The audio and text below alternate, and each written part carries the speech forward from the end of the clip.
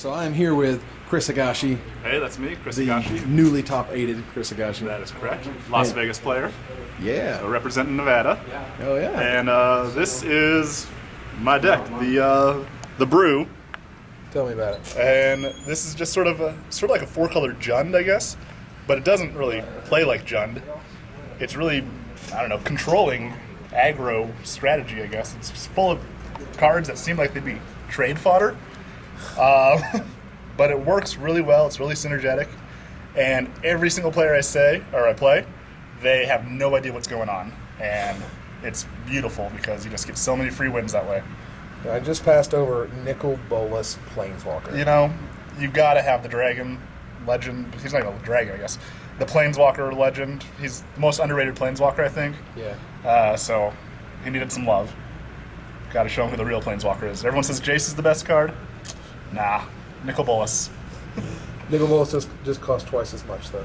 Yeah, but he comes out in turn 4.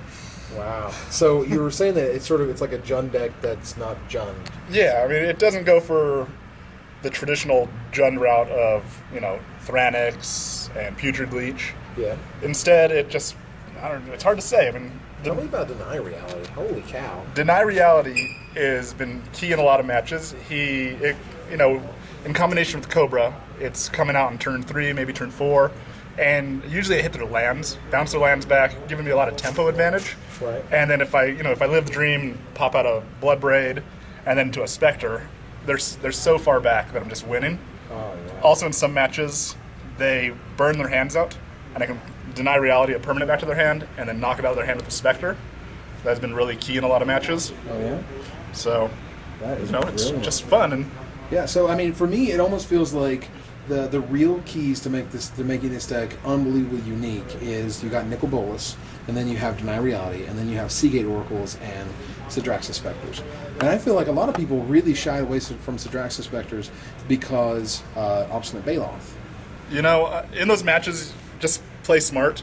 I sideboard him out a lot against the Baloth match, but just against Control, he's so good.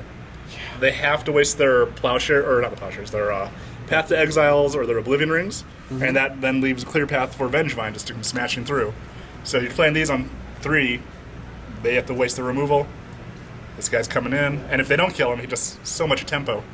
Right. And a lot of times in the graveyard, he'll be chilling in the graveyard. People will forget about him, and he'll just sneak out and get that damage in. He's like Dre, you can't forget about him. Don't forget about Spectre. Don't forget about Dre. Because then all of a sudden he'll be like, wow. And then sometimes, you just want to flash or unearth him and kill him with Sarkin. Get a 5/5 dragon. That happens a lot. Yeah, I love Seagate Oracle, by the way. Like, that card is brilliant. It's one of my favorite cards. Everyone keeps telling me, why are you not playing Jace in this spot? And Jace, I tried him out. He just doesn't work. The synergy, too much blue. The synergy of him sort of just fumbles around. Right. But the Seagate, he almost always brings Vengevine back. And yeah, he can give you like a Lotus Cobra or a Burst of Lotus Paradise, and to play an addition. Yeah, absolutely. And I love looking at 2 cards and putting them on the bottom. Little scry action. Absolutely. All right, so tell me how the sideboard fits in. What matchups you bring in what cards? All right, my sideboard, it's kind of shaky, I guess, but this has been the MVP right here, Slaves of Bolas. Ooh. I have so many games where I've taken Primeval Titans or Sun Titans, and they think they have the board stabilized, and I just steal it from them, hit them for 6, bring back a Spectre, or bring back 2 man lands into play, and they are just awesome. There's one game today where I took that 7/7 Trample Worm, Palooka Worm, or whatever it's called. Palooka Worm. Oh my god. The guy played it. He's like 7 life. You can't beat me now. I took it, smashed him for 7, then sacked it and drew a card. It's like I didn't even waste any spells. Great.